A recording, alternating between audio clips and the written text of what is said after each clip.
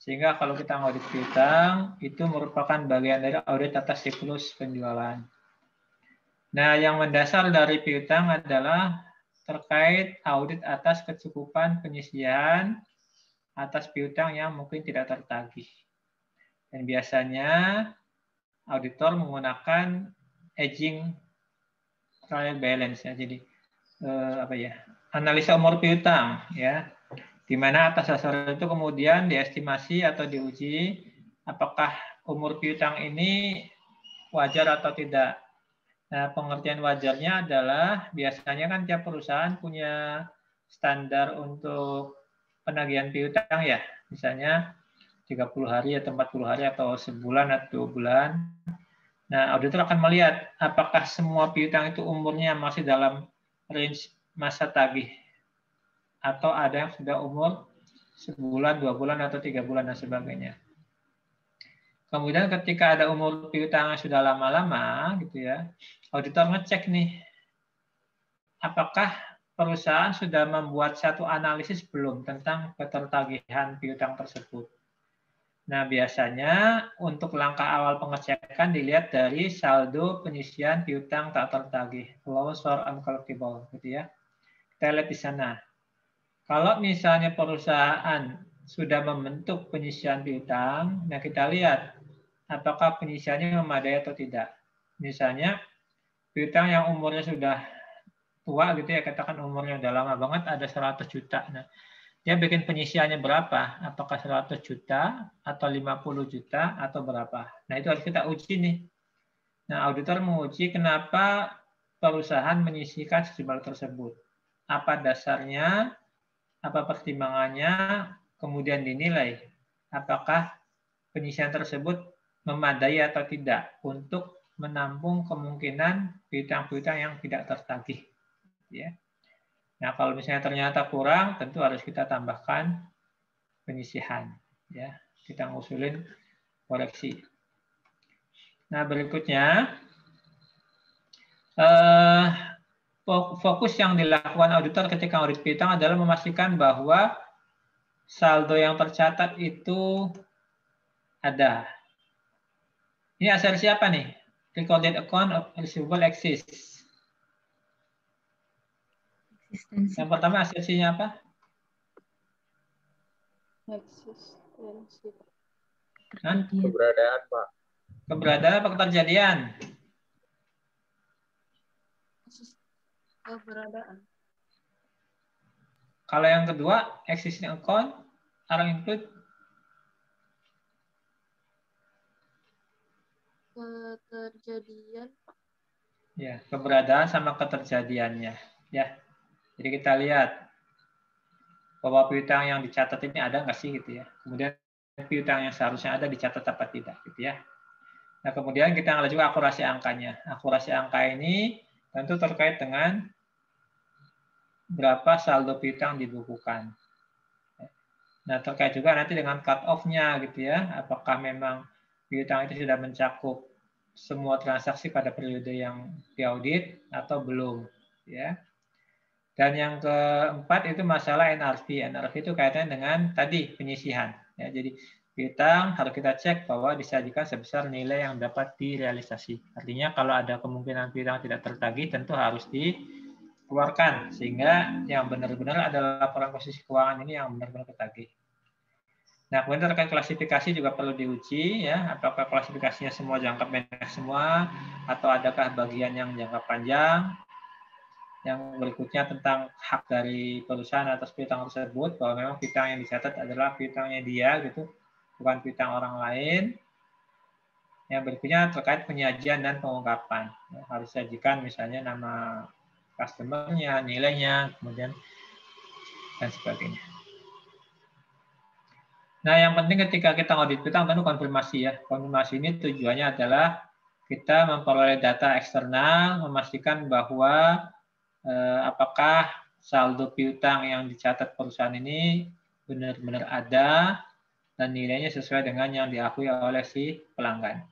Tujuannya apa? Tujuan pertama tentu melihat keberadaan piutang tersebut, ya. Keberadaannya, kemudian yang kedua adalah terkait dengan akurasi angkanya. Nah, ini juga bisa nyangkut nanti ketika melakukan cut-off test dan sebagainya. Jangan sampai perusahaan sudah ngakui piutang, ternyata oleh si customer belum diakui, atau sebaliknya. Gitu ya. Jadi kita tujuannya mencari informasi dari pihak eksternal. Dimana kalau kita melihat dari karakteristik bukti, informasi eksternal itu lebih dapat diandalkan daripada informasi yang dari internal. Ya. Nah, konsentrasi itu ada dua, ada yang positif, ada yang negatif. Ya, kalau positif kita nyebut angka dan mengharapkan dijawab. Kalau negatif itu maksudnya kita adalah orang jawab kalau saldonya selisih saja. Artinya kalau orang dikonfirmasi nggak menjawab berarti dia cocok dengan saldo kita. Ya. Akan tetapi meskipun demikian, ketika kita melakukan konfirmasi positif atau negatif, kita perlu melihat pertimbangan-pertimbangannya terkait dengan jumlah piutang, nilai piutang, pengendalian perusahaan dan sebagainya. Ketika perusahaan pengendaliannya bagus, gitu ya, jumlah piutang sedikit, kita boleh menggunakan konfirmasi negatif, gitu ya, karena kita yakin bahwa saldo perusahaan ini sudah dapat diandalkan, gitu ya.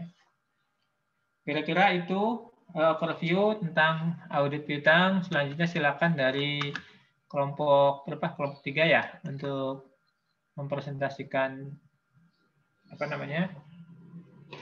hasil kelompoknya.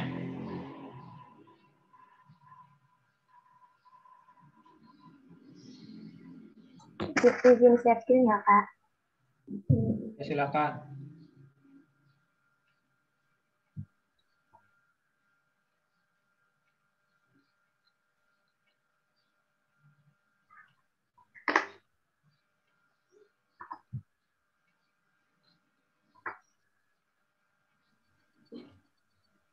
Assalamualaikum warahmatullahi wabarakatuh. Kami dari kelompok 3 yang terdiri dari Ardesti Ayuning-Tias absen 5, Dinar Ayesha absen 11, Iranti Dita absen 17, Ratna Amalia absen 23, dan Zulfa Rahmawati absen 29 akan mempresentasikan hasil kerja kami terkait akun receivable dan credit sales yang dimulai dari program audit. Di program audit ini terdapat 5 asersi yang akan diuji, yaitu existence atau occurrence, completeness, right and obligation, valuation and allocation, dan presentation dan disclosure. Yang pertama, existence and occurrence. Asersi ini bertujuan untuk menguji apakah transaksi yang dicatat benar-benar terjadi dan apakah akun yang bersangkutan seharusnya ada pada jurnal. Pengujiannya yang pertama, melakukan penelusuran saldo transaksi ke buku besar pembantu.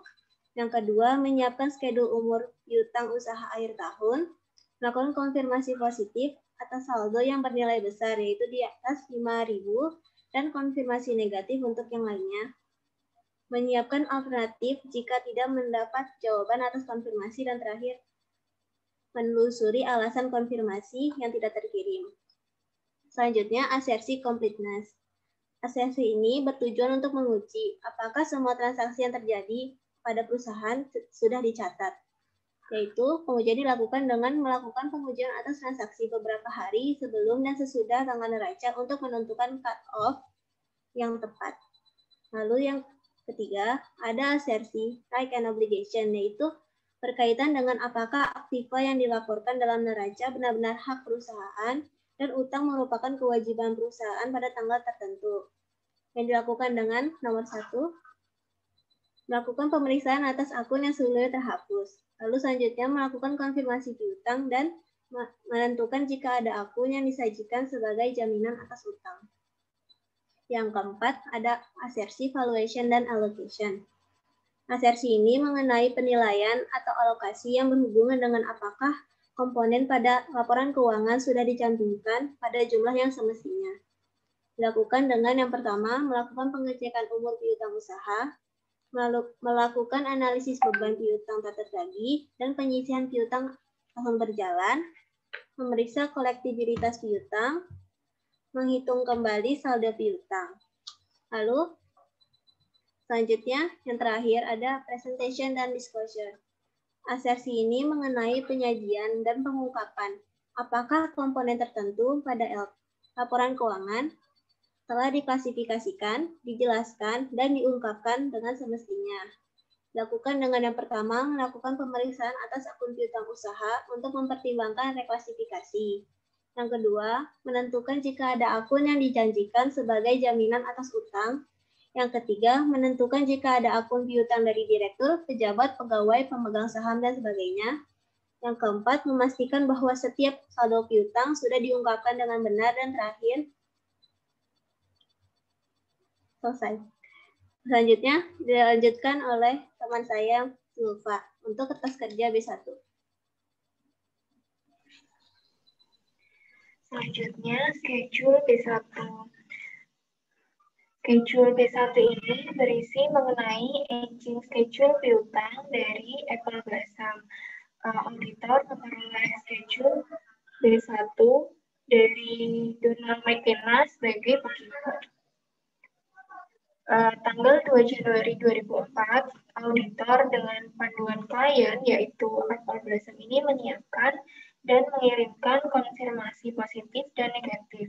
Bisa dilihat di sheet keterangannya yang paling atas.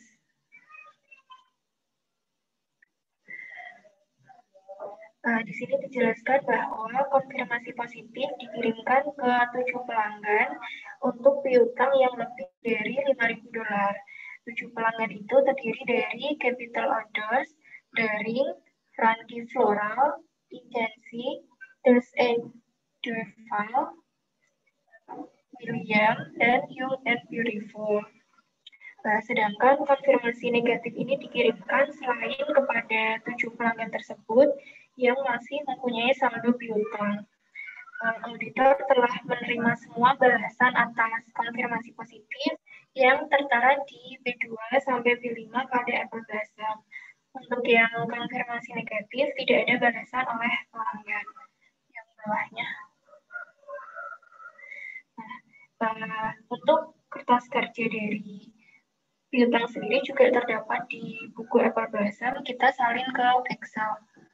Kembali lagi ke kertas kerja B1-nya. Yang pertama ada Alpha Aroma. Pada sampai dengan 31 Desember 2003, Alpha Aroma ini masih mempunyai saldo piutang sebesar 3.900 dengan umur piutang 30 sampai 60 hari sebesar 3.900. Konfirmasi ini merupakan konfirmasi negatif sehingga tidak ada balasan dari si customer dan tidak ada koreksi karena anggapannya saldonya ini sudah benar. Untuk subsequent collection atau cash receipt journalnya, Alpha Aroma juga tidak ada dan comment by credit manager-nya adalah good akun. Ini terdapat di keterangan di buku Apple Blossom.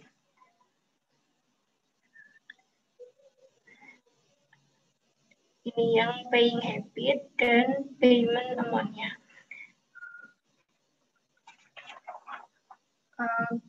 Yang kedua, ada Bubble Beauty. Pada akhir tahun, Bubble Beauty ini masih mempunyai saldo piutang sebesar $750, di mana umur piutangnya ini sudah lebih dari 90 hari dan merupakan konfirmasi negatif. Coba lihat di sheet keterangannya.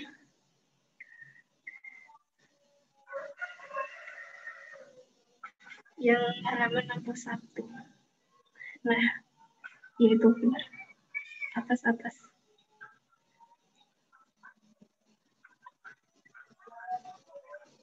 Atas lagi. Nah, di sini dijelaskan bahwa Brenda Robertson selaku credit manager, Parker Shelton selaku controller, dan Ellen Jacob selaku sales manager ini telah sepakat untuk menghapus saldo piutang dari Bubble karena umur piutangnya ini sudah lebih dari 90 hari, sehingga ada kemungkinan susah tertagih. Sehingga auditor mengusulkan adanya penjurnalan untuk menghapus saldo piutang Bubble. Jadi kertas kerja B1-nya yang bawah adjusted journal entry 1 to rate of receivable. jurnalnya allowance for debt expense pada akun receivable sebesar saldo piutangnya yaitu 750. Lanjut yang ketiga. Yang ketiga, Bedibar. Bedibar ini masih mempunyai saldo piutang akhir tahun sebesar 3.950 yang terdiri dari umur piutang 1 sampai 30 hari sebesar 2.100, 30 sampai 60 hari sebesar 800, 60 dan 90 hari sebesar 1.050. Dan ini merupakan konfirmasi negatif, sehingga tidak ada balasan dan dianggap saldonya benar dan tidak ada koreksi. Nah, berdasarkan dari data cash receipt jurnalnya, terdapat juga pembayaran piutang setelah tanggal neraca sebesar 2.850. Ini ada di Excel keterangan pada tanggal 7 Januari 2004. Yang Bedibar. Next, nomor 4. Capital orders. Capital orders ini masih memiliki saldo piutang 7.400 dengan umur piutang 1 sampai 30 hari sebesar 7.400. Ini merupakan konfirmasi positif karena saldo dari piutang ini lebih dari $5.000.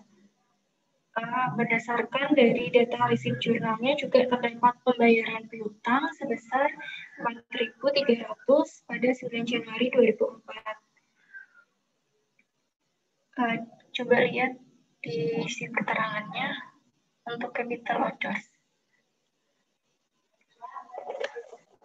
Di sini terdapat balasan dari capital orders bahwa tidak ada bantahan dari pelanggan kepada auditor atas jumlah utangnya per 31 Desember 2003 yang dicantumkan dalam surat konfirmasi. Maka dapat disimpulkan bahwa saldo dari capital orders ini sudah benar dan tidak ada perbedaan pencatatan antara Apple balasan dengan capital orders, sehingga tidak ada penyesuaian yang perlu dilakukan. Yang kelima, Cartridge Discount Store. Masih mempunyai saldo piutang 4.500 yang terdiri dari umur piutang 1 sampai 30 hari sebesar 2.380, 30 sampai 60 hari sebesar 1.720, dan 60 sampai 90 hari sebesar 400. Karena ini merupakan konfirmasi negatif, maka tidak terdapat balasan. Dan saldo cartridge ini dianggap benar dan sesuai dengan catatan sehingga tidak ada penyesuaian dan koreksi. Terdapat juga cash receipt jurnalnya sebesar 2.000 pada tanggal 6 Januari 2004. Selanjutnya yang keenam, Darings. Darings ini masih mempunyai saldo piutang 31.700, di mana umur piutang 1 sampai 30 hari sebesar 26.200 dan 30 sampai 60 hari sebesar 5.500. Konfirmasi ini merupakan konfirmasi positif karena saldonya lebih dari 5.000. Bisa dilihat di sheet keterangan yang Darings. Di sini konfirmasi positifnya menyatakan bahwa catatan Apple Blossom ini salah karena Daring hanya berutang 5.700. Nah, jika dilihat dari cash receipt jurnalnya, Daring ini sudah membayar 26.000.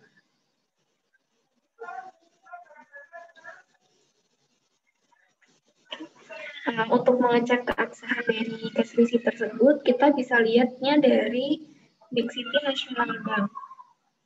Di bawahnya yang Darings. Nah, di Big City National Bank ini terdapat cek yang telah dicairkan sebesar $26.000 pada tanggal 5 Januari 2004. Di sebelah kanan,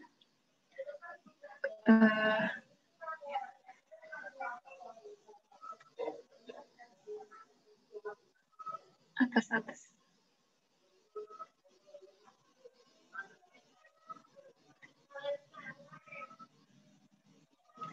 Terdapat juga check number di nomor 1452. Tanggal cek 31 Desember ini baru dicairkan 5 Januari dengan Pay Second National Bank dan jumlah akunnya ini $26.000. Yang sebelah kanannya di Second National Bank-nya juga bisa dilihat ada nominal sebesar 26.000 pada tanggal 2 Januari 2004, tapi ini tuh masuk ke deposit. Jadi kesimpulannya pernyataan dari ini benar bahwa sisa piutang ini tinggal 5.700 yang berasal dari 31.700 dikurangi 26.000. Namun baru dilakukan deposit pada tanggal 2 Januari. Nah, sehingga saldo yang benar pada tanggal 31 Desember 2003 yang dinyatakan oleh auditor ini sebesar 31.700. Sehingga sudah benar dan tidak perlu dilakukan koreksi. Yang ketujuh, Frankis Floral Fund. Dia mempunyai saldo akhir piutang 17.200 dengan umur piutang 1-30 hari sebesar 17.200. Nah, ini merupakan konfirmasi positif karena nominalnya lebih dari 5.000. Bisa dilihat di sheet keterangan di bagian Frankis Floral.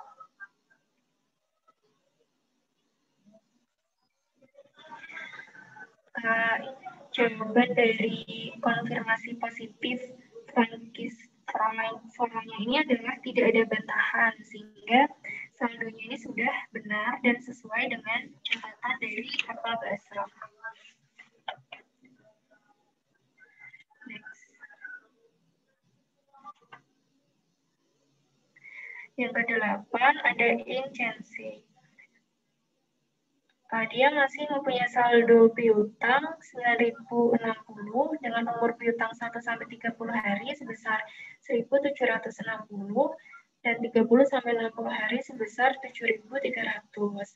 Ini merupakan konfirmasi positif. Bisa dilihat di sheet keterangannya.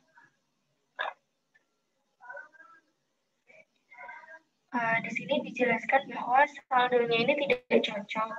Mereka menyatakan bahwa terdapat faktur yang salah, nomor 1.503 dari yang seharusnya $28,3, tapi ditagihnya 82,3 untuk 20 barang. Nah, mereka juga meminta untuk dikreditkan sebesar $1.080. Yang sheet keterangan paling atas, halaman 60.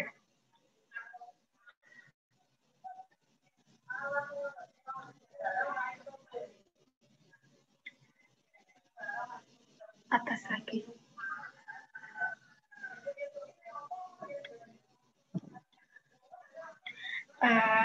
Di sini dijelaskan bahwa setelah dilakukan pemeriksaan terhadap invoice nomor 1.503, ternyata memang benar terdapat kesalahan tersebut dan dan sehingga dilakukan jurnal koreksi. Kembali ke kertas kerja B1-nya yang bawah adjusted journal entry yang kedua. Jurnalnya adalah sales pada akun receivable sebesar 1.080. 1.080 ini terdiri dari 20 barang tadi dikalikan selisih dari 82,3 dikurangi 28,3. Sehingga saldo yang benar dari Incense ini sebesar 7.980.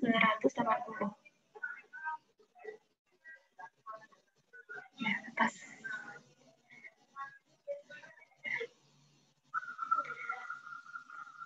Selanjutnya akan disampaikan oleh Tias. Lalu nomor 9, Janis Department Store. Sampai akhir tahun 2003, Janis Department Store masih memiliki saldo piutang sebesar $4.600 dengan umur piutang 1-30 hari.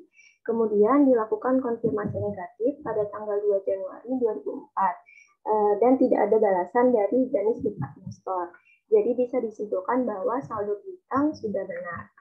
Kemudian berdasarkan jurnal penerimaan kas, ada pembayaran piutang sebesar 4.515 pada tanggal 3 Januari. Lalu nomor 10, Lone Star Supply.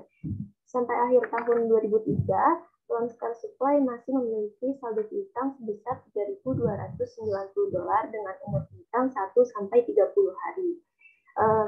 Kemudian dilakukan konfirmasi negatif dan sama nggak ada balasan dari Lone Star Supply. Jadi bisa disimpulkan saldo sudah benar. Kemudian ada pembayaran piutang setelah tanggal neraca, yaitu tanggal 8 Januari sebesar $2.500. Nomor 11, National Gas. Sampai akhir tahun 2003, National Gas masih memiliki saldo piutang sebesar $1.850 dengan umur piutang 1-30 hari. Kemudian dilakukan konfirmasi negatif, namun sama tidak ada balasan dari National Gas, sehingga saldo ini sudah benar. Kemudian ada pembayaran dari National Gas sebesar $1.200 pada tanggal 6 Januari. Lalu Rouse Department Store. Sampai akhir tahun 2003, Rouse Department Store masih memiliki saldo piutang sebesar $4.050 dengan rincian umur piutang 1-30 hari sebesar $2.700 dan umur piutang 30-60 hari sebesar $1.350. Kemudian dilakukan konfirmasi negatif dan tidak ada balasan dari Rouse Department Store. Jadi saldo piutang disimpulkan sudah benar. Kemudian ada pembayaran piutang setelah tanggal neraca oleh Rouse Department Store sebesar $2.350. Selanjutnya, Pierce and Duval Company. Sampai akhir tahun 2003, Pierce and Duval Company masih memiliki saldo piutang sebesar $77.540 dengan umur piutang 1-30 hari. Karena saldo piutangnya lebih dari $5.000, maka dilakukan konfirmasi positif. Atas balasan konfirmasi positif dari Pierce and Duval Company,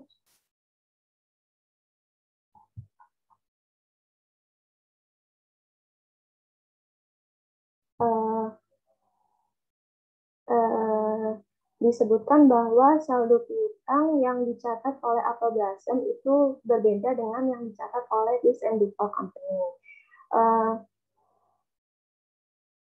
Pierce and Duval Company menyatakan bahwa dia sudah melakukan pembayaran sebesar $59.000 pada tanggal 31 Desember 2003, sehingga seharusnya saldo piutangnya adalah $18.540. Namun setelah ditelusuri dari jurnal penerimaan kas, tercatat bahwa Pierce and Duval Company melakukan pembayaran piutang sebesar $59.000 setelah tanggal neraca, yaitu tanggal 2 Januari. Jadi bisa disimpulkan bahwa saldo piutang per tanggal 31 Desember sudah benar dan tidak perlu dilakukan penyesuaian. Lalu Williams Fragrance. Sampai akhir tahun 2003, Williams Fragrance masih memiliki saldo piutang sebesar $19.400 dengan umur piutang 1-30 hari. Karena saldo piutangnya lebih dari $5.000, maka dilakukan konfirmasi positif. Atas balasan konfirmasi positif dari William, tidak ada bantahan dari William atas saldo piutang tersebut. Jadi bisa disimpulkan bahwa saldo piutang sudah benar. Lalu yang Beautiful, sampai akhir tahun 2003, saldo piutang masih ada $18.748 dengan rincian umur piutang 1-30 hari sebesar $17.000 dan 60-90 hari $1.748. Kemudian dilakukan konfirmasi positif. Berdasarkan balasan konfirmasi positif dari Young and Beautiful tanggal 12 Januari 2004, terdapat perbedaan pencatatan antara Apple Blossom dengan Young and Beautiful. Apabila mencatat saldo piutang per 31 Desember sebesar $18.748, sedangkan yang Beautiful mencatatnya sebesar 17.000. Nah, perbedaan ini dikarenakan ada barang yang rusak senilai $1.748. Dari perbedaan pencatatan ini, maka perlu dibuat adjustment entries dengan mendebit sales return and allowance dan mengkredit account receivable sebesar $1.748. Kemudian untuk various other accounts dengan saldo piutang $4.767 dilakukan konfirmasi negatif dan tidak ada balasan dari customer sehingga disimpulkan saldo piutang sudah benar. Selanjutnya akan dijelaskan oleh Ratna. Baik, selanjutnya saya akan menjelaskan mengenai schedule E1, yaitu mengenai piutang usaha atau account receivable. Nah, di sini saya mengambil dari kertas kerja B1, kan ada customer-nya yang sudah disebutkan Zulfa sama Tias tadi, dari Alfa Aroma sampai beberapa customer yang lain ke bawah. Nah, di Perbook 2003 tanggal 31 Desember ini, saya mengambil angka-angkanya dari nilai total yang ada di kertas kerja B1. Nah, kemudian untuk adjusting-nya atau parinya ini diambil dari jurnal yang 3 tadi, yang 750 ini karena adanya write-off, jadi untuk bobel itu dihapus semuanya karena umurnya sudah dianggap macet gitu, jadi udah lebih dari 90 hari, jadi dikreditkan, jadi di write off. Nah, untuk yang perubahan inces ini 1080 ini dikarenakan karena adanya error yang tadi, yang seharusnya 28,3 malah ditulis jadi 82,3. Nah, untuk yang terakhir, Young and Beautiful ini karena adanya kerusakan, jadi adanya sales and allowance. Maka dari itu dihapuskan. Nah, maka dari itu untuk per auditnya tanggal 31 Desember 2003 menjadi seperti ini angkanya. Nah, kemudian di total ke bawah. Nah, dari total yang account receivable 212.705 menjadi 209.127. Kemudian kita melanjutkan ke schedule piutangnya, ke E. Nah, dari situ bisa disimpulkan bahwa account receivable yang nilai buku yang terakhir dicatat perusahaan 212.705 menjadi 209.127 karena adanya substantive test dari auditor. Selanjutnya akan dijelaskan mengenai pengisian piutang oleh Dinar Aisyah. Oke, saya akan menjelaskan tentang allowance for bad debts. Jadi, di schedule B6 ini, untuk balance di allowance for bad debt pada tanggal 31 Desember 2002 itu, di neraca itu ada 11.889. Nah, di bukunya, di halaman 37, pada tahun 2003 itu disarankan ada write-off sebesar 14.760. Boleh dilihat dulu, Tias.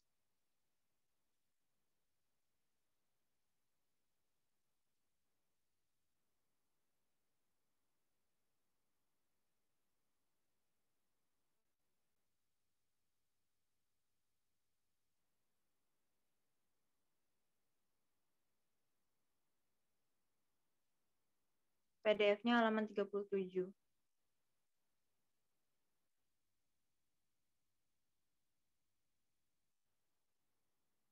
Nah, atas sedikit ya.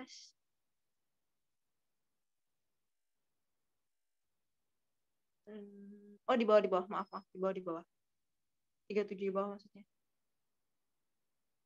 Ya, itu.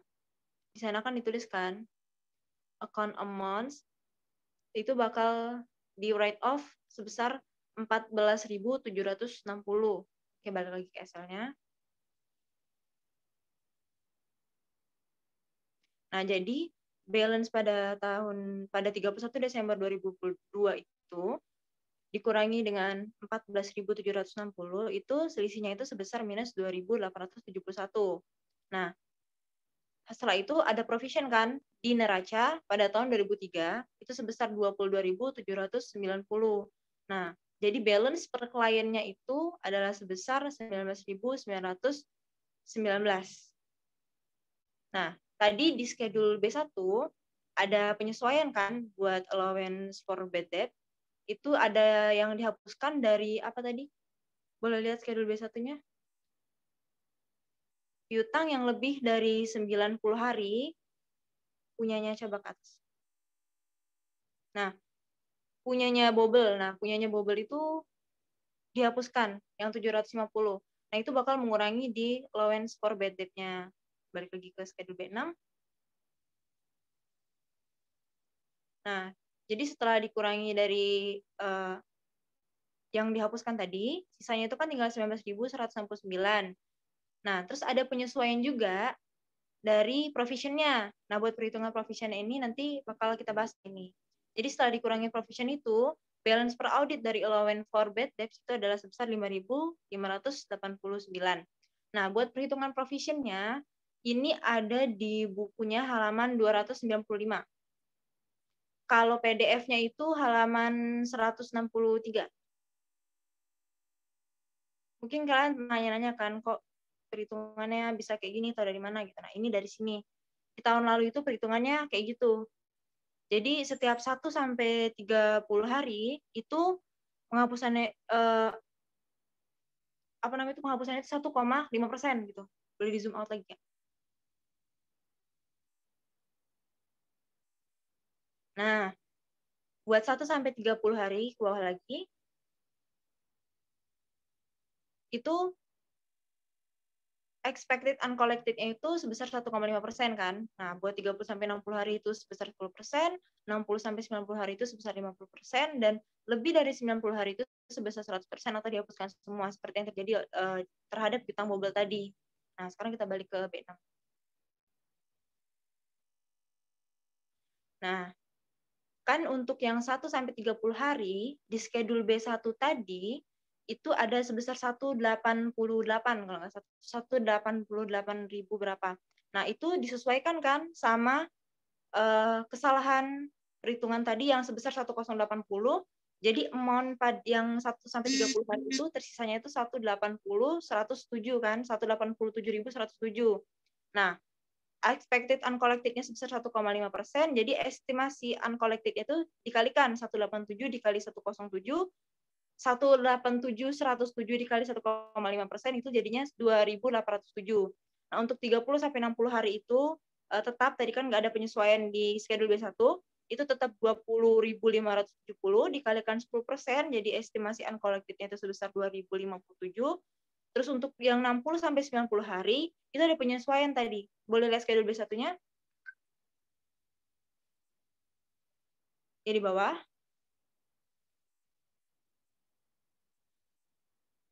Terlalu bawah, ke atas sedikit.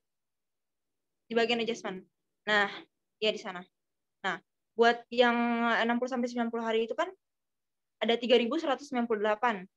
Terus ada penyesuaian yang 1748 yang retur kalau nggak salah. Nah, jadi sisanya itu tinggal 1.450 itu. Sekarang balik lagi ke schedule B6. Jadi yang buat 60 sampai 90 hari itu amount itu 1.450 dikalikan 50%, jadi estimasi uncollected itu sebesar 725. Dan untuk lebih dari 90 hari tadi udah nggak ada karena yang 750 tadi udah dihapuskan, jadi 0. Jadi totalnya itu sebesar 5.589. Sedangkan adjustment balance kita tadi itu sebesar 19.169 kan? Berarti ada selisih. Selisihnya itu sebesar 13.580. Nah, selisih inilah yang nanti kita ajukan jurnal koreksi. Jurnal koreksinya seperti di bawah itu. Jurnal koreksinya allowance for bad debt, allowance for doubtful account pada revision for bad debt sebesar 13.580. Nah, begitu juga dengan provisionnya. Provisionnya itu nanti dikurangi juga sama selisih dari perhitungan provision kita. Karena allowance for bad debt sama provision for debt itu kan berkaitan, jadi mereka sama-sama dikurangi. Jadi di sini balance per audit buat allowance for bad debt itu sebesar 5.589, buat provisionnya itu tersisa 9.210. Terima kasih, itu aja penjelasan dari kami. Mungkin ada yang ingin ditanyakan, silakan.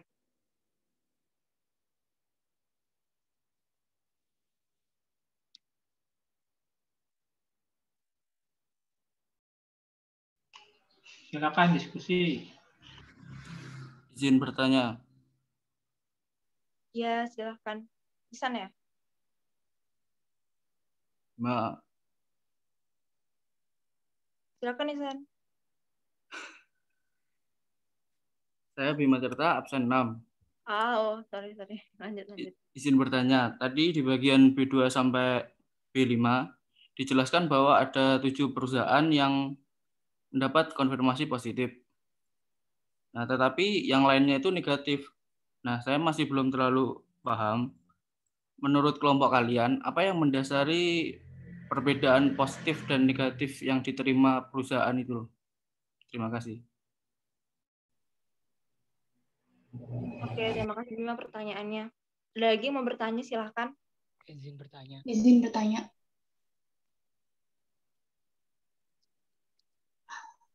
Ya, silakan, Nes. Kan tadi yang bobel itu dihapus ya piutangnya.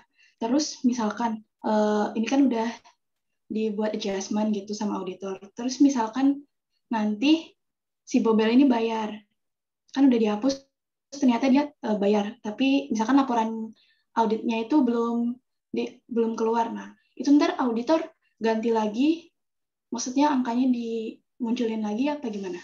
Misalkan si bobel itu bayar. Oke. Terima kasih, Nes. Izin bertanya. Ya. Saya Ricky. Aku pengen nanya teori sih terkait dengan pertanyaan lebih lanjut dari Bima tadi yang konfirmasi positif negatif. Jadi kan konfirmasi positif itu kan yang di atas 5.000 gitu kan. Dan apa ya? Itu berarti si dari customer-nya bakalan kayak ngirim konfirmasi balik, itu baru bisa dijadiin bukti audit. Nah, kalau negatif itu yang punya selisih aja atau punya kayak kesalahan aja yang dikonfirmasi balik ke kita. Namun kan kalau di negatif itu kan kalau misalnya nggak dikirim balik konfirmasi itu ke kita, berarti tandanya aman-aman aja kan. Tapi apakah ada suatu kayak kesalahan, apakah itu kayak 100% sure kalau itu beneran aman, nggak ada konfirmasi, atau ada kayak misalnya si customer belum baca nih surat konfirmasi yang kita kirimin ke mereka gitu sih. Kasih. Oke, makasih Ricky. Kita jawab dulu ya.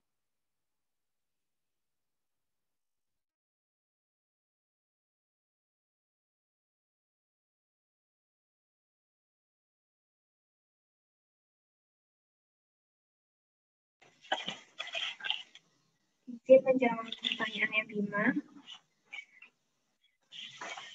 Dia tadi nanya apa perbedaan dasar dari konfirmasi positif dan negatif. Seperti yang tadi sudah dijelaskan, kalau konfirmasi positif itu dia mengkonfirmasi secara langsung apakah saldo yang tercantum pada permintaan konfirmasi itu benar atau salah, sehingga harus memerlukan jawaban. Sedangkan konfirmasi negatif meminta tanggapan hanya ketika si pelanggan ini tidak setuju dengan jumlah yang disebutkan. Dalam artian pelanggan akan membahas jika nilainya salah, dan jika tidak dibahas berarti sudah dianggap benar. Kemudian penentuan dari apakah akan menggunakan konfirmasi positif atau negatif itu bergantung pada keputusan auditor dan harus didasarkan pada fakta-fakta dalam audit. Contohnya nih, materialitas dari total piutang. Kalau dari FR sendiri yang menggunakan konfirmasi negatif itu kan untuk saldo yang di bawah nominal 5.000, dalam artian tidak begitu material. Kemudian bisa juga dilihat dari sistem pengendalian perusahaan tersebut, bagaimana dan risiko inherennya. Sehingga bisa diputuskan apakah akan memungkinkan menggunakan konfirmasi positif atau menggunakan konfirmasi negatif. Nah, bisa juga konfirmasi negatif ini digunakan untuk akun-akun yang kecil dan risiko salah saji materialnya itu rendah. Seperti itu. Apakah ada yang mau ditanyakan lagi, Prima? Baik, sudah cukup. Terima kasih.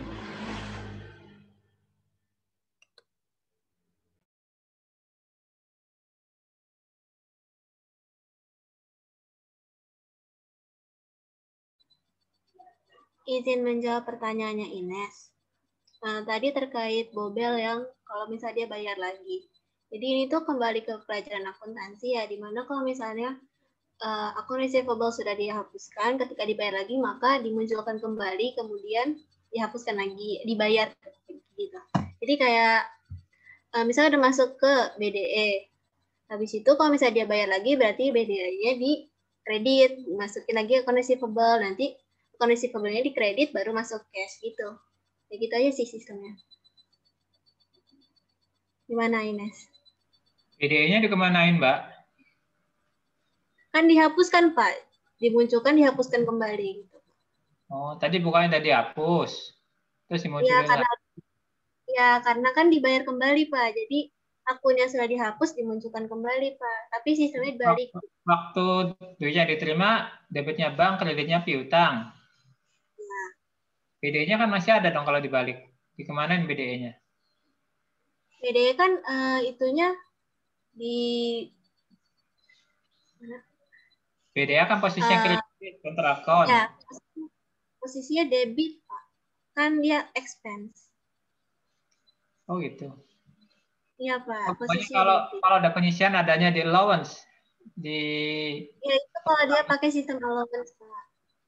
Sama aja, Pak. Dua-duanya di debit dulu, Pak. Jadi kalau sistemnya itu kalau di akuntansi itu akun receivable. Jadi akun receivable itu di kredit maka masuk ke AFDA, AFDA-nya debit. Habis itu kalau misalnya dihapuskan berarti ke BDE, Pak. BDE di debit. Habis itu akun AFDA-nya di kredit gitu, Pak. BDE-nya kan udah lewat tuh, entah kapan penyisihannya. Ya enggak? Bukannya ya, Pak, kalau misalnya BDE-nya dibentuk tahun lalu nih, sekarang muncul AFDA. AFDA kan di neraca ya? Ya enggak? Kemudian ketika dihapus, waktu menghapuskan AFDA di debit, piutang di kredit, betul nggak?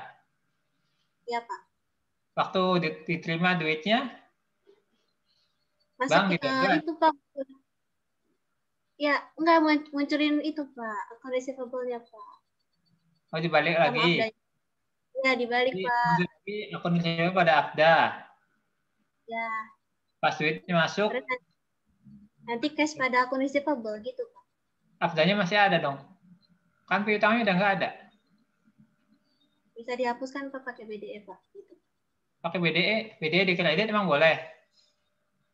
BDE di debit, Pak. Jadi beban gitu, Pak. Nggak nambah beban lagi dong. Kan udah diterima. Bingung kan, Miran? Pak, mohon maaf ya, Pak. Kalau ada yang mau meluruskan. Ini sebenarnya dia ngerti, cuman bingung aja kayaknya. Udah bingung jelasinnya gimana, Pak? Silakan. Izin menambahkan Miran tadi, mungkin maksudnya. Ya, silakan. Suara saya kedengeran, Pak. Putus-putus. Sekarang gimana? Masih putus-putus, Pak? Enggak, udah kedengaran. Teman-teman yang lain dengerin ya. Nah.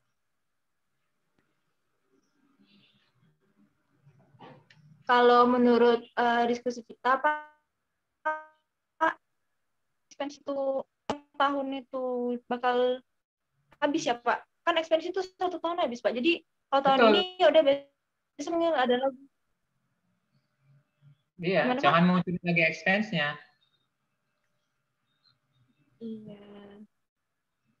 Kalau jurnalnya Miran tadi benar kok, Pak. AR pada AFDA, kalau dia bayar jadi cash pada AR gitu. Nah, AFDA-nya masih ada dong. AFDA tuh bisa hilang nggak sih? Bisa dipakai BDE, jadi Ya, beban aku. ya nggak bisa. Masa jadi beban, wong diterima duitnya kok jadi beban? Ada yang punya pendapat nggak? Ini akuntansi loh Saya, pelajaran. Pak. Silakan. Abdanya Kalau di pakai mana ini? ekuitas, boleh, Oh, Pak. nggak boleh. Salah. Ayo, siapa yang bisa jawab? Gampang kok. Abdanya dibiarin, nggak dibiarin sih. Aku lupa. Kita udah nggak ada, abdanya harus hilang juga dong. Ini nggak Bukannya ada. Afda pada BDE ya, Pak? Masa BDA jadi negatif dong biaya? BDA kan tahun lalu. Udah lewat itu. Ayo, siapa yang bisa sebelum saya jawab? Masa nggak bisa, anak stan dan mau lulus. Return earning, Pak. Return earning. Kenapa return earning? Nggak boleh return earning. Return earning kan harus ada salah tahun lalu. Ini nggak salah kok.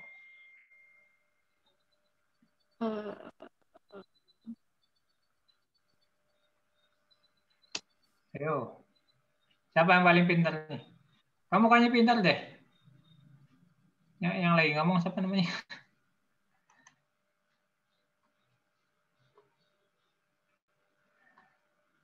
Dah, nyerah nih.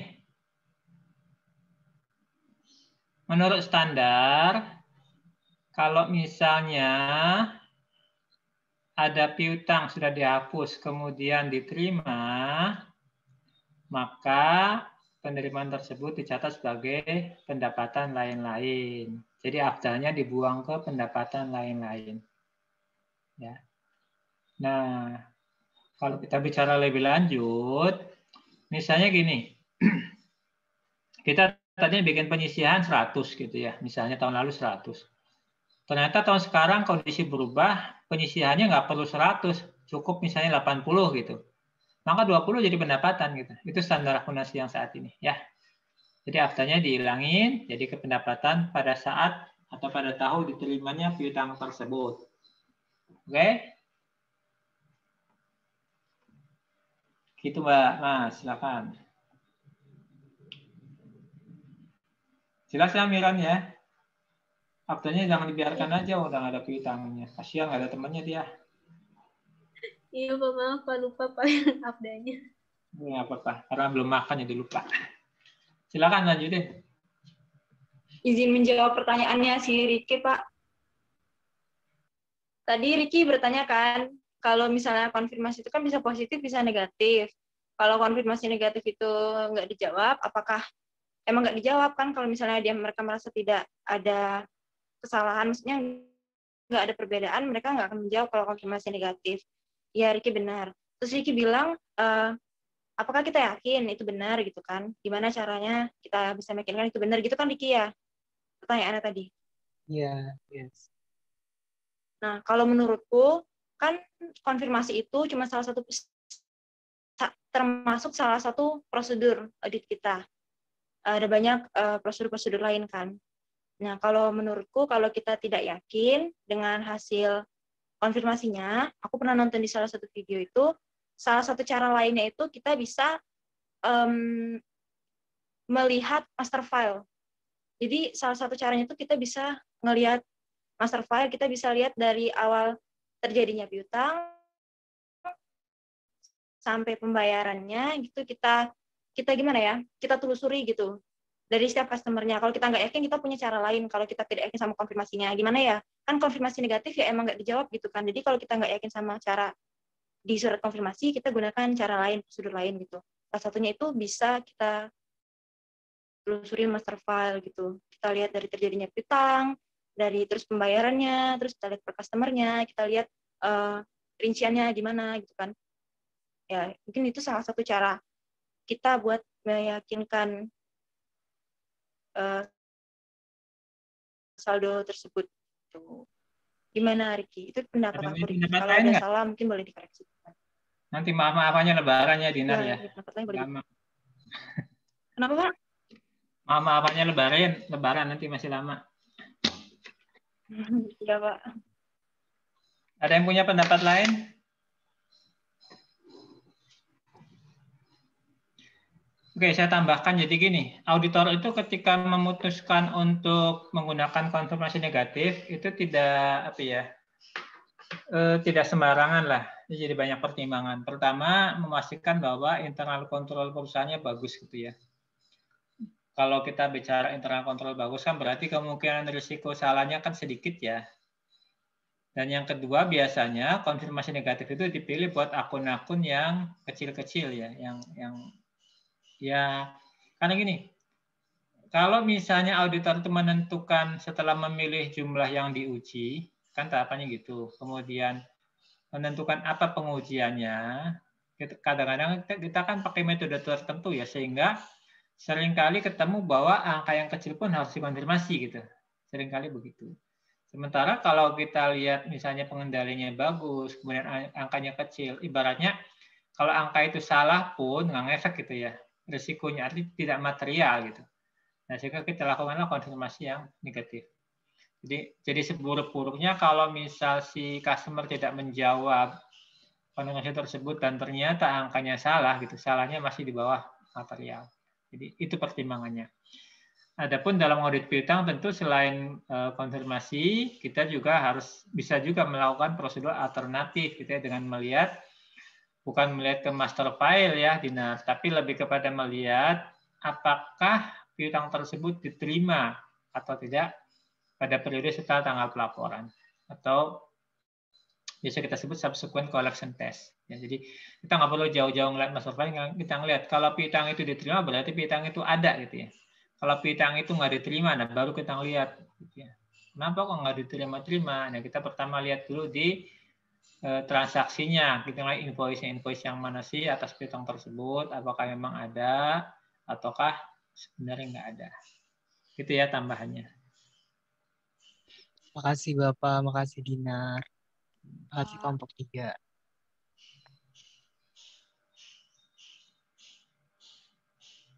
Ada lagi yang mau bertanya, silahkan teman-teman. Izin bertanya. Siapa ini? Kan dalam program audit ada 5 asersi yang diuji kan. Menurut kelompok 3, di antara asersi tersebut ada nggak salah satu asersi yang menjadi lebih penting atau paling krusial untuk diuji?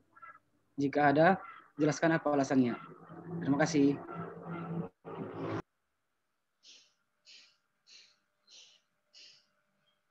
Oke, ada lagi teman-teman yang mau bertanya? Izin bertanya.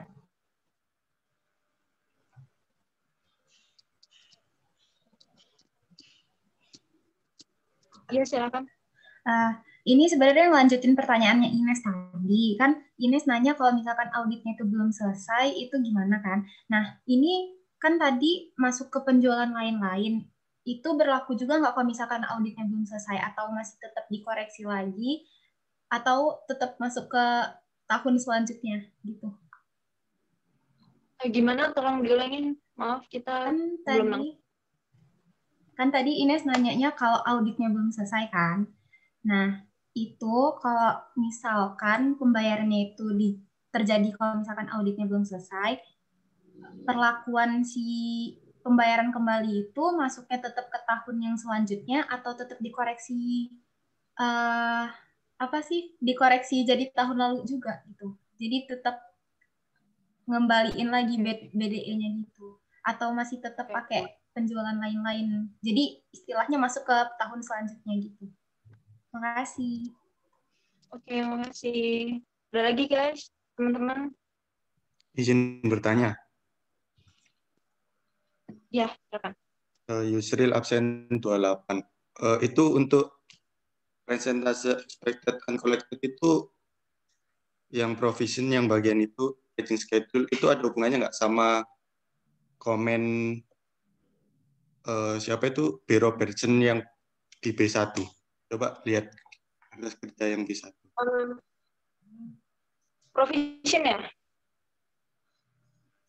Yang tadi yang kan Yusril. Oh ya, Yusril, maaf. Sorry. Gimana Yusril? Kan tadi kan disebutin presentase kalau 1 sampai 30 hari itu sekian presentasinya kan untuk. Nah itu ada hubungannya nggak sih sama, katasin lagi coba yang B1. Boleh buka B1 teman-teman. Nah ini yang misal kayak good account, kayak komen-komennya si B. Robertson-nya gitu.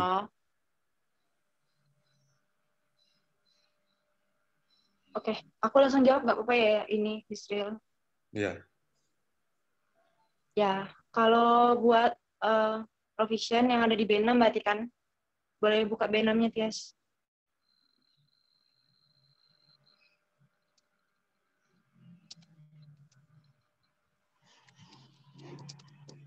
Tias. Ya. Dengar ya suara aku ya? Suara aku jelas nggak? Jelas. Jelas ya? Dengeran ya?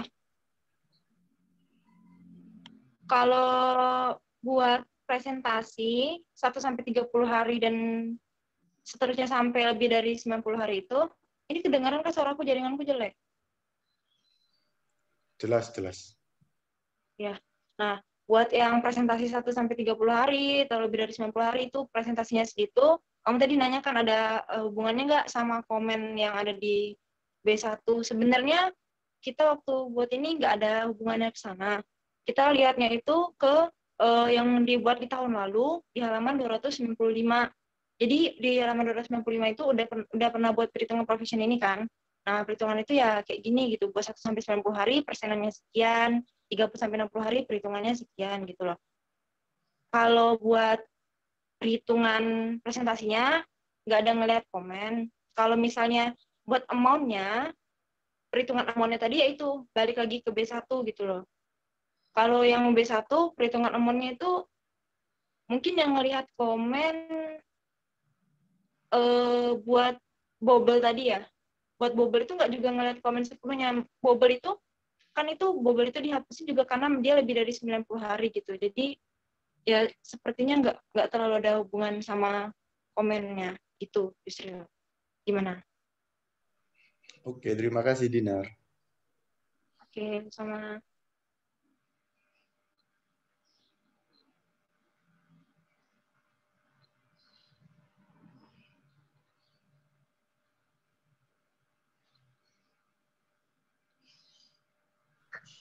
Izin menjawab mengenai pertanyaan Doni.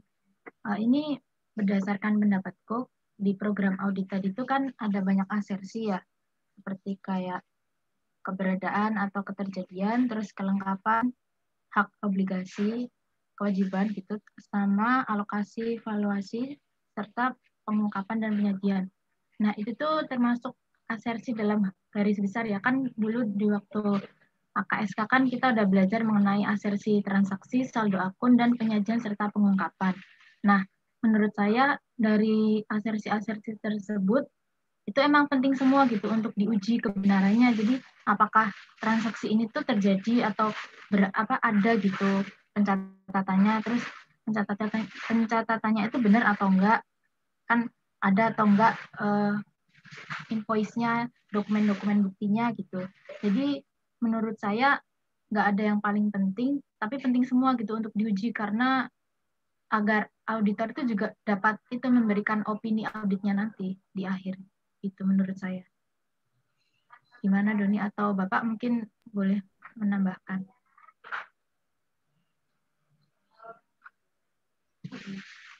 Oke, terima kasih. Sama-sama.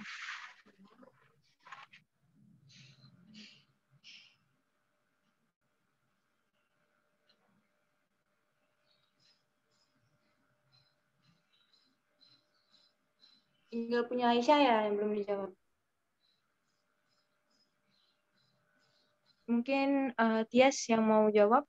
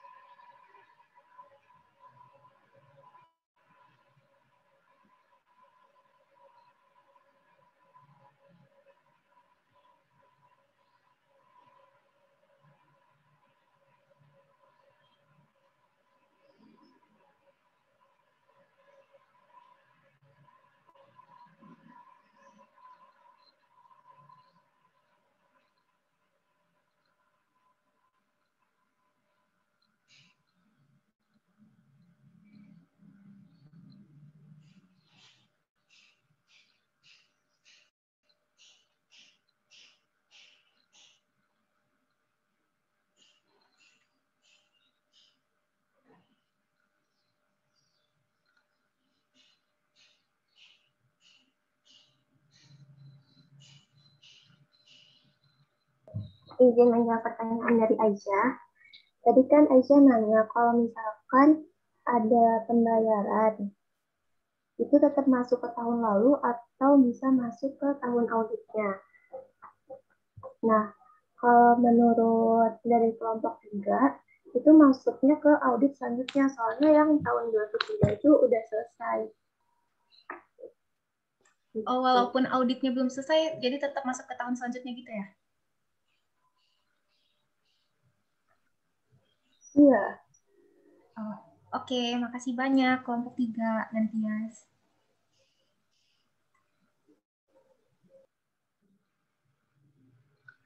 Oke, ada pertanyaan lagi nggak teman-teman? Kalau nggak ada, kita akhirin. Izin bertanya, Yes. Izin bertanya. Ya. Aku dulu ya. Ya, lanjut. Jadi ini schedule utama kalian yang E bukan? Gimana? Schedule utama kalian itu yang E bukan? Gak bisa. Ya. Coba ya. boleh dilihatin yang E. Nah, di sini kenapa aku menanya kenapa kelompok kalian hanya menuliskan account receivable aja gitu di sini. Sedangkan kan tadi di jurnal revisi itu ada sales-nya juga, revisi sales. Terus ada provision for bad debts. Nah, itu nggak dibuat nggak sih di schedule utama ini di sini? Kenapa cuman menampilkan account receivable-nya aja gitu? Terima kasih. Oke, ada lagi teman-teman yang mau ditanyain? Tadi siapa? Izin bertanya. Ya, silakan. Saya Muhammad Ihsanul Fikri, absen 19. Izin bertanya, tadi kan kalau misalkan kan tadi perusahaan yang melakukan piutang mengirimkan surat konfirmasi piutang. Nah, di situ tertulis dari surat konfirmasinya itu ternyata saldonya itu berbeda. Jadi punyanya Apple Blossom. Nah, terus setelah dicek itu ternyata yang benar dari saldonya Apple Blossom. Nah, kalau seperti itu apakah dari Apple Blossom-nya itu mengirimkan pemberitahuan atau surat konfirmasi kembali kalau oh jadi yang benar tuh saldo yang ini jadi segini gitu. Apa gimana? Gitu. Terima kasih. Ada lagi teman-teman udah ya? Izin ada yang mau tanya, ditanyain lagi? Aku ya, izin. oke. Kan kalau dari tadi kan kita kayak bahas AFDA sama core receivable kan. Nah kan pengujian audit ini kan untuk pengajian audit untuk AFDA itu kan untuk mencegah kecurangan saat melakukan otorisasi penghapusan piutang. Nah menurut kalian apakah kira-kira pengendalian internal si Apple Blossom ini dalam terhadap kebijakan penghapusan piutang tertadinya itu udah baik apa belum setelah kalian misalnya menyusun kayak neraca saldo umur piutang dagang tadi, terus kayak provision si akun receivable tadi, kira-kira gimana? Makasih. Ya, sama. Bisa kita tampung dulu ya, kita jawab dulu ya.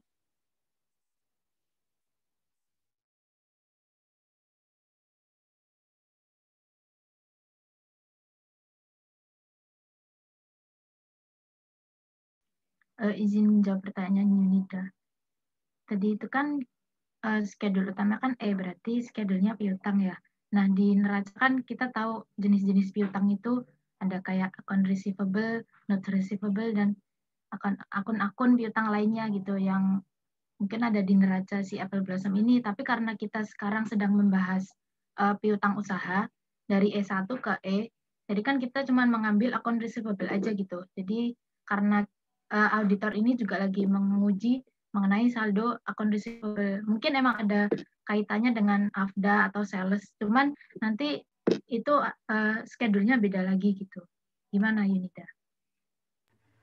Berarti ntar walaupun udah direvisi sama bagian piutang, ntar saldo yang udah direvisi itu dikasih sama pihak yang lain gitu, bagian yang lain gitu ya? Maksudnya untuk akun-akun yang lain gitu? Iya, untuk kan ini tadi ada ada ngerevisi sales. Nah, ntar yang sales ini kan berarti harus direvisi nanti. Nah, nanti dibuat di schedule yang lain gitu ya. Iya. Schedule bagian Jadi yang itu lain. kan nanti auditor punya apa sih kayak dokumen-dokumen schedule gitu kan. Dulu waktu kita AKS kan pernah belajar itu juga. Jadi schedule-nya emang banyak dan saling berkaitan satu sama lain gitu. Terus sekalian mau nanya dong, yang provision for bad debts ini termasuk akun piutang atau sebenarnya enggak gitu? Soalnya masih bingung juga ini provision for bad debts ini ntar bakal ada di neracanya atau dihapuskan atau gimana ya?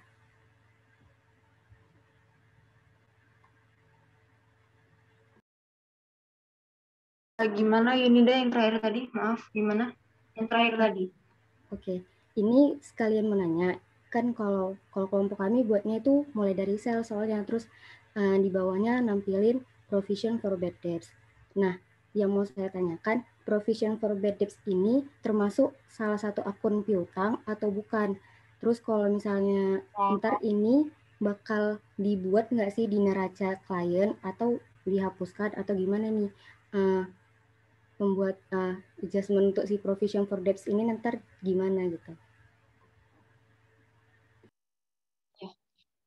Aku langsung jawab ya, Yun. Oke, yes. Provision for debt itu biasa kita bilang bad debt expense. Nah, letaknya itu kalau di pertemuan kemarin kita sempat kayak buat rasio persenan kenaikan itu kan. Nah, letaknya itu di operating expense. Nah, terus gimana tadi? Bakal mengurangi atau gimana ya? Dia bakal berlaku seperti bad debt expense gitu, Yun. Gimana, Yun? Oh, oke, makasih. Yes. Ya, maaf ya Yun kalau kurang jelas. Nggak apa-apa, udah jelas.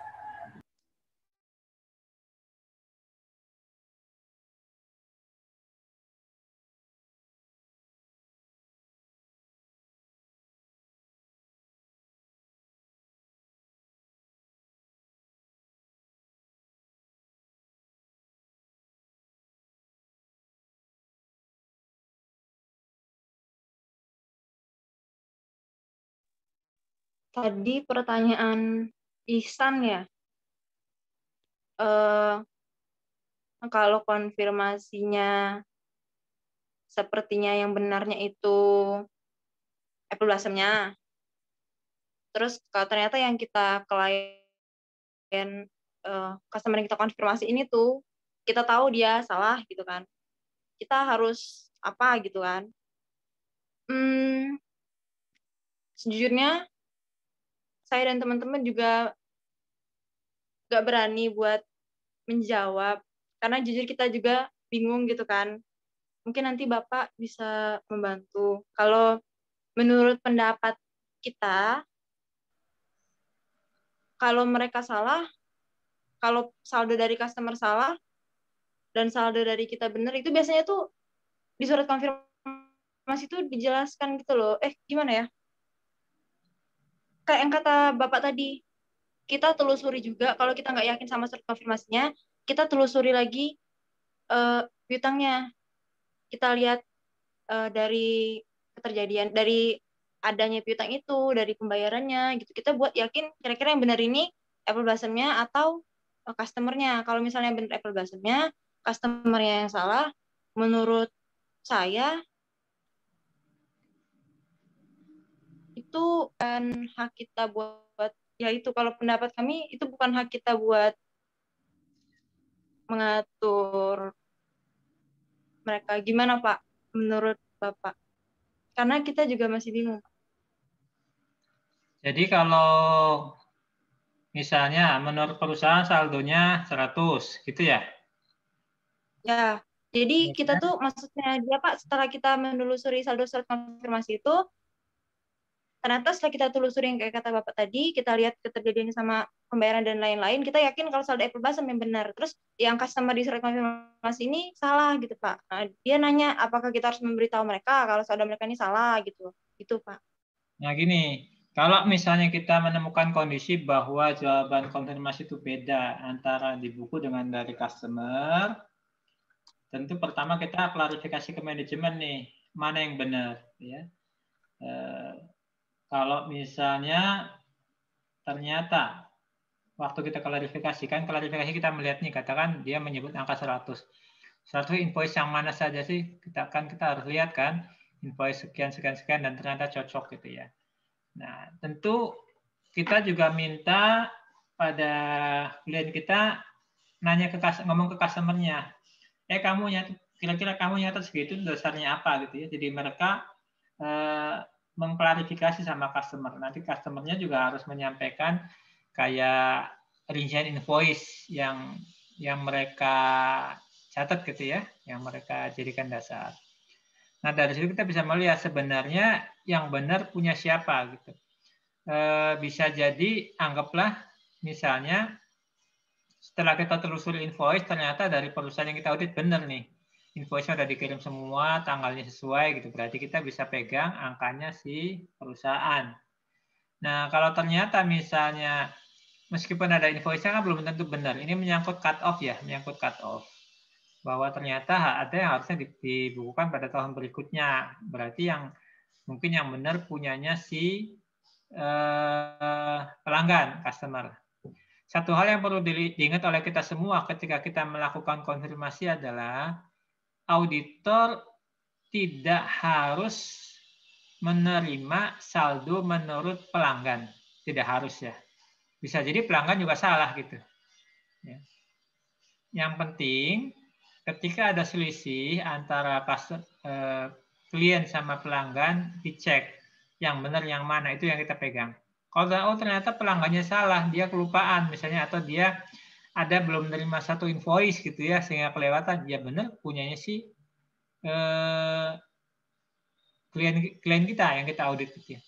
Sama dengan kalau kita nguji rekonsiliasi bank gitu ya. Katakan ada outstanding check gitu ya. Outstanding check itu kan mungkin sama yang sama yang nerima belum dicairkan gitu ya. Tetapi perusahaan sudah bayar gitu. Sudah bayar ke supplier. Dalam kondisi seperti ini berarti yang benar adalah angka dari perusahaan kalau memang cek itu sudah di tangan supplier. Artinya pengendalian atas cek itu bukan lagi di perusahaan gitu loh. Jadi seperti itu ya. Jadi tidak mesti jawaban konfirmasi itu saldonya benar. Yang pasti dilakukan auditor memastikan mana yang benar, ikuti yang benar gitu. Nah.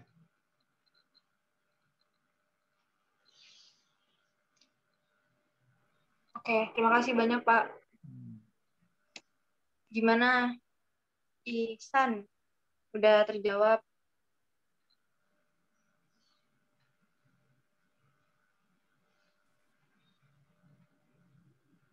Berarti kalau misalkan dari saldo yang benar itu dari Apple Blossom itu gimana? Maksudnya apakah Apple Blossom-nya ini harus memberitahukan ke customer atau tidak harus gitu? Ya terserah dia sih, tapi ketika kita menemukan kondisi tersebut, kita minta untuk manajemen komunikasi sama customer. Ya.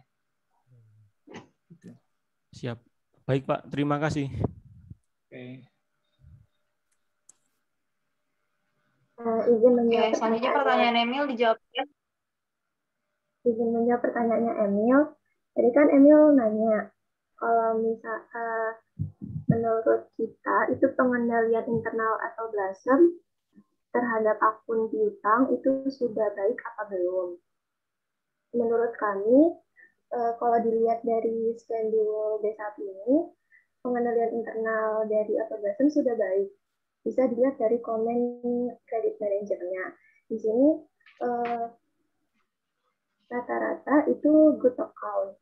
Dan rata-rata piutangnya itu masih 1-30 hari. Dan hanya ada satu piutang yang lebih dari 90 hari. Jadi, secara keseluruhan itu sudah baik. Gimana ini?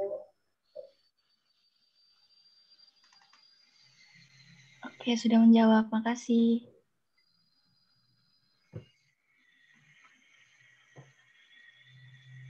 Oke, udah dijawab semua ya teman-teman. Nggak ada pertanyaan lagi ya sepertinya. Oke. Karena nggak ada pertanyaan lagi, kita dari kelompok 3. Mohon maaf kalau ada salah kata. Sekian presentasi dari kami. Assalamualaikum warahmatullahi wabarakatuh. Salam. Ini baru jam 9. Mau ngapain? Maghrib masih lama. Mau dilanjutin, Pak. Hah? Lanjutin apa? Udah nggak ada pertanyaan lagi, Pak. Kamu bilang nggak ada pertanyaan lagi sih, padahal masih ada yang nanya kali. Pak, saya mau nanya. Tuh, Wiswa nanya tuh. Oke. Apa namanya? Yang tadi kan Yesa ada bad expense yang istilahnya provisi itu.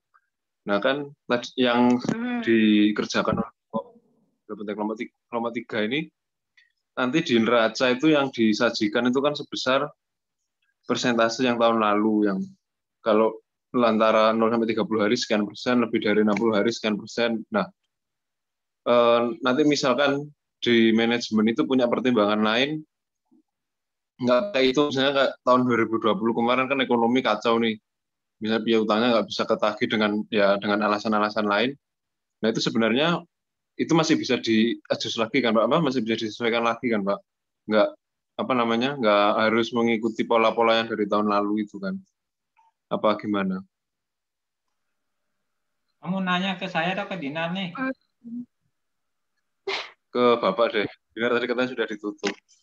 Yes, nggak apa-apa. Dinar, jawab Dinar. Jawab. Gitu, ya Allah.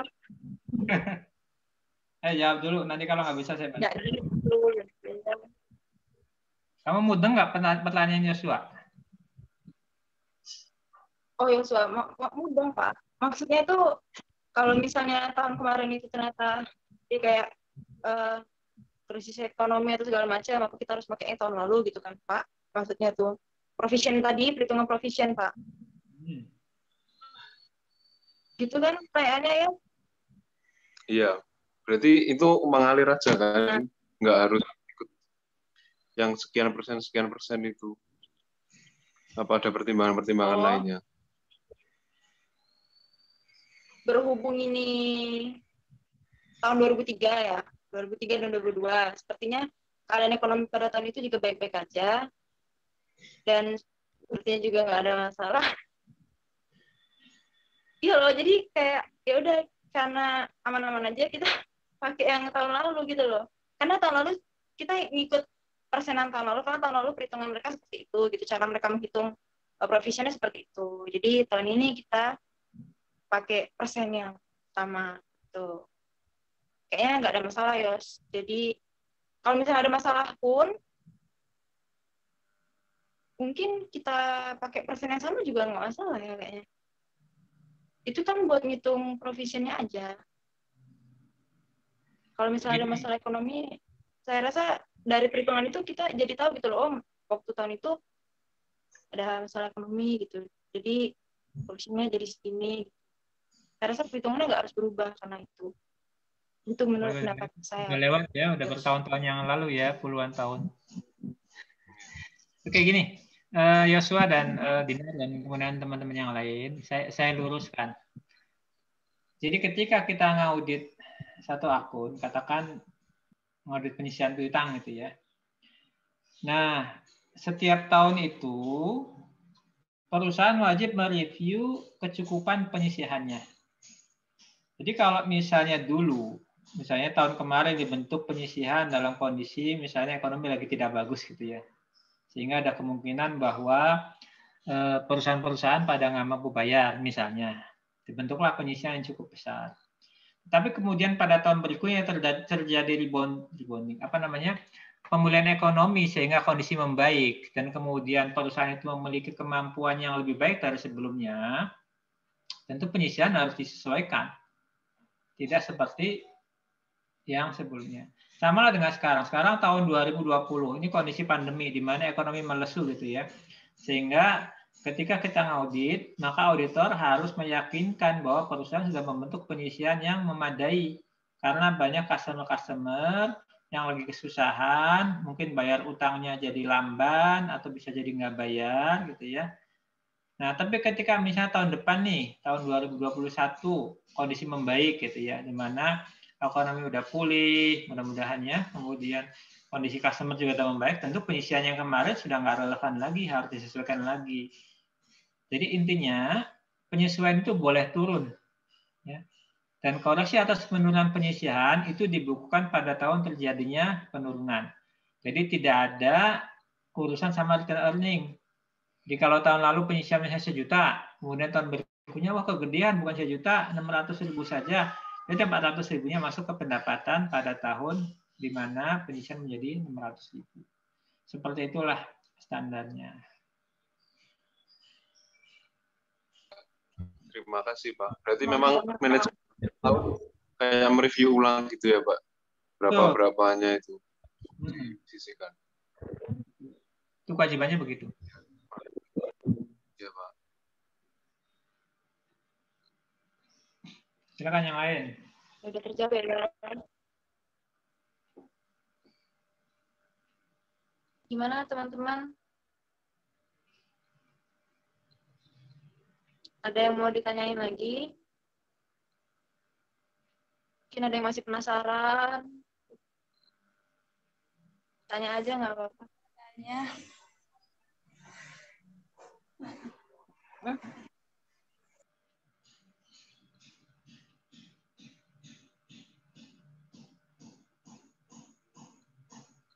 Tadi ada yang mau nanya? Oh iya, ya saya Indah. Ya, sok Indah. Oke, putus-putus soalnya. Suaraku bisa kedengeran nggak? Dengar. Oh. Nah, aku mau nanya tadi kan yang di bagian program audit, yang di bagian asersi yang diuji presentation and disclosure, itu katanya kan ada menentukan jika ada akun yang dijanjikan sebagai jaminan atas utang. Nah, itu kalau dijaminkan kayak gitu pengaruhnya ke audit kita gimana ya? Ke audit piutang atas piutang gitu. Oke. Ada lagi yang mau bertanya teman-teman? Izin bertanya. Mungkin biar bisa. Siapa? Oh, Michelle, silakan Cem. Mau nanya yang tadi terkait konfirmasi kan, tadi di kelompok kalian disesuaikan sama yang bank statement ya. Apa itu nggak cukup dari yang cash receipt aja di konfirmasinya itu kebenaran atas konfirmasi tersebut? Gitu, gimana? Mohon maaf ya. Aku nggak dengar ulang. Tolong maaf ulang. Yang konfirmasi yang piutang tadi kan kalian ngeceknya sampai ke bank statement gitu. Apakah nggak cukup aja dari cash receipt yang udah ada di data soal tersebut? Oke. Terima kasih Michelle pertanyaannya. Ada lagi teman? Izin bertanya. Teman yang mau nanya silakan. Oke. Lanjut. Gimana? Tadi dijelasin kalau pengendalian internalnya si Apple Blossom ini udah baik. Nah, kenapa masih ada penyesuaian itu? Apakah ada probis piutang sama sales ini yang salah? Terus kalau ada, pengendaliannya tuh kayak gimana ya? Terima kasih. Oke. Terima kasih. Kita jawab dulu ya.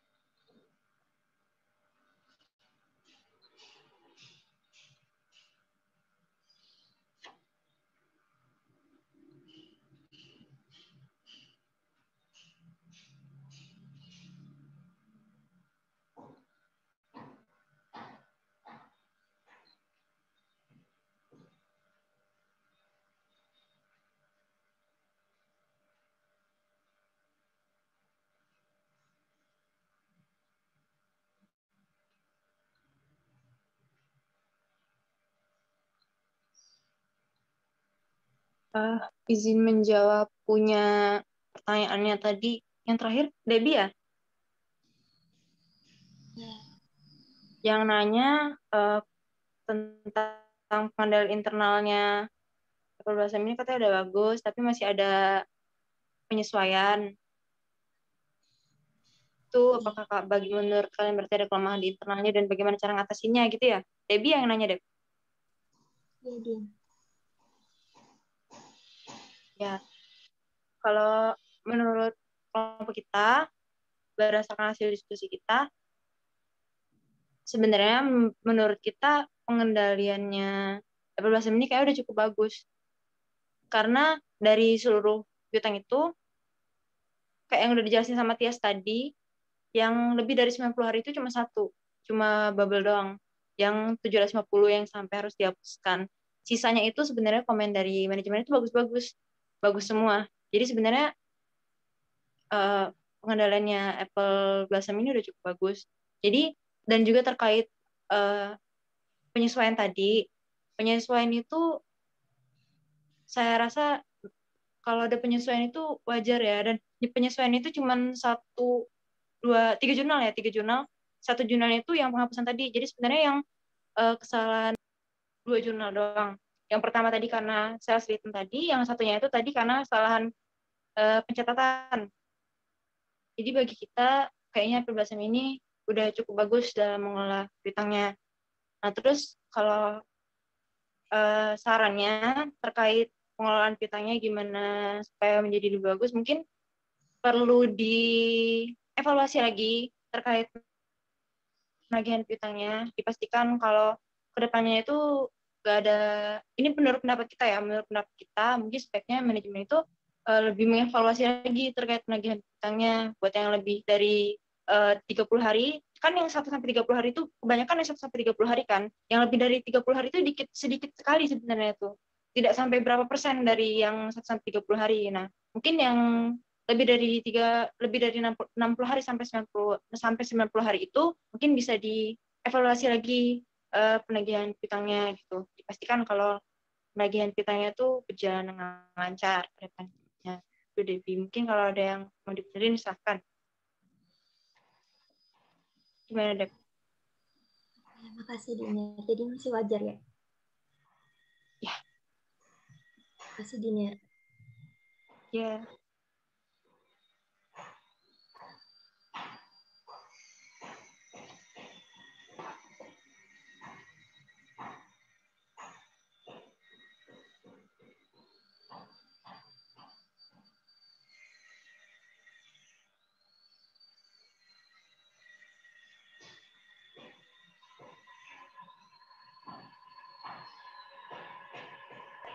Isi menjawab pertanyaan yang dicek.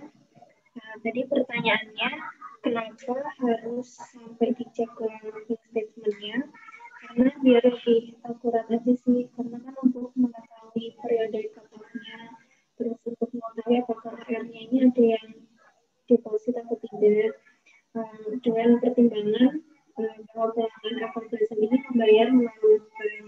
Bisa juga hanya melihat dari cash receipt-nya untuk pelanggan yang membayar tidak melalui bank. Seperti itu. Biar lebih akurat gitu. Oh iya, terima kasih Sofa. Lebih mudah juga untuk mencari penyebab dari adanya perbedaan minat kedua belah pihak.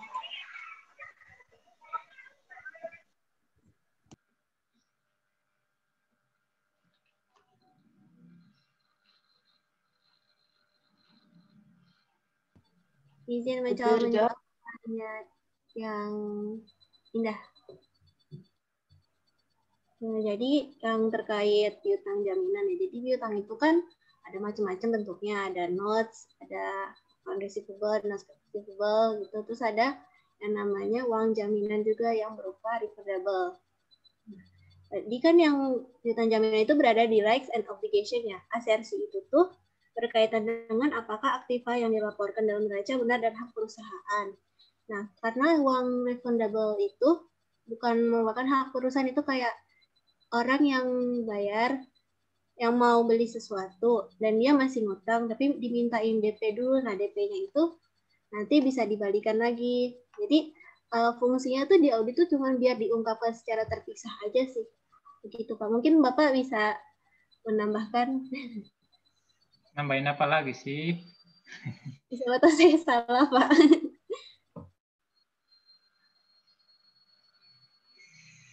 Kayaknya udah benar deh. Gimana yang lain?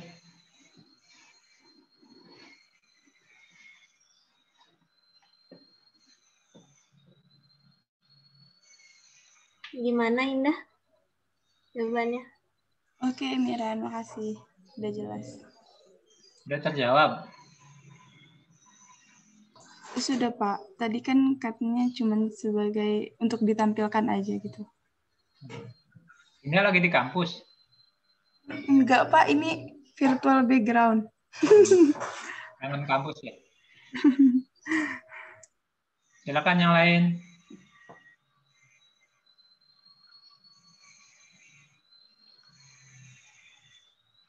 Ada yang mau bertanya lagi teman-teman? Izin bertanya. Ya, silakan. Siapa ini? Di tabel itu kan Delphi ya? ya, apabila auditor itu telah melakukan provision for debt reasonableness debt, nah ternyata selisihnya itu antara saldo balance per analisis dan adjustment balance-nya itu bisa terbilang kecil dan tidak berpengaruh terhadap net income. Nah, apakah itu tetap harus perlu dilakukan jurnal penyesuaian?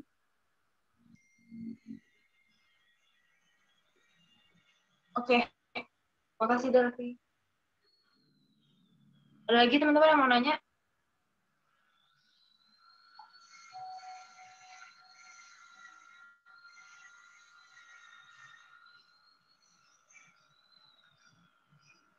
Oke, kalau nggak ada, berhubung punya Delphi tadi bagian punya aku jawab ya. Kalau provision for debt-nya itu, walaupun kecil, kalau ada selisih sama klien kita tadi, kita tetap melakukan jurnal penyesuaian. Walaupun besar, walaupun kecil, kalau ada perbedaan, kita tetap mengusulkan jurnal penyesuaian tadi. Gitu deh. Gitu deh. Jadi jawabannya tetap di jurnal ya. Oh iya, terima kasih. Ada lagi teman-teman yang mau nanya?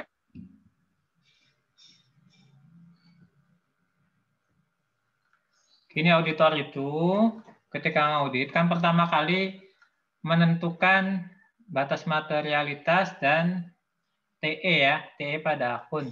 Ya enggak? Masih ingat enggak waktu materiality?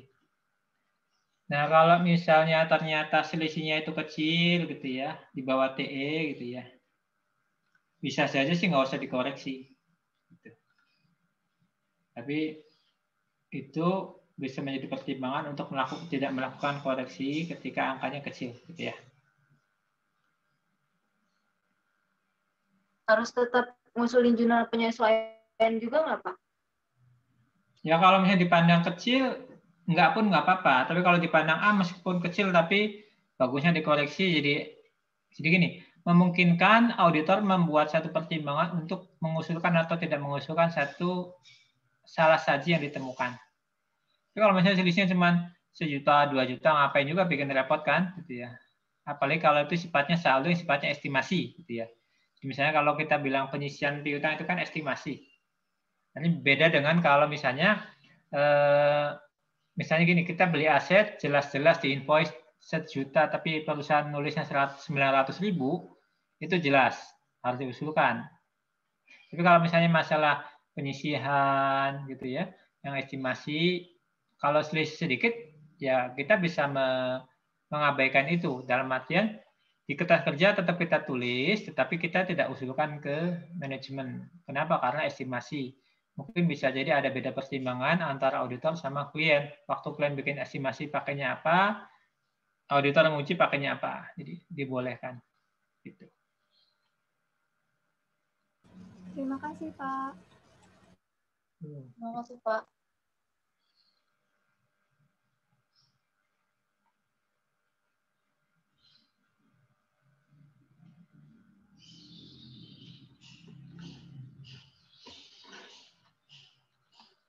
Ada lagi?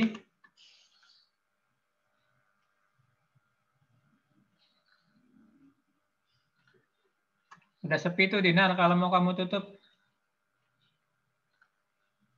Ya. Kita tutup ya, Pak. Silakan. Oke, makasih ya teman-teman. Mohon maaf, mungkin ada banyak kesalahan dari kita. Mohon maaf karena kita juga masih belajar. Makasih juga teman-teman yang udah ngasih saran. Makasih juga Bapak yang udah masih ngebantu kita ngejawab. Sekian presentasi dari kita. Kita ucapkan terima kasih. Wassalamualaikum warahmatullahi wabarakatuh.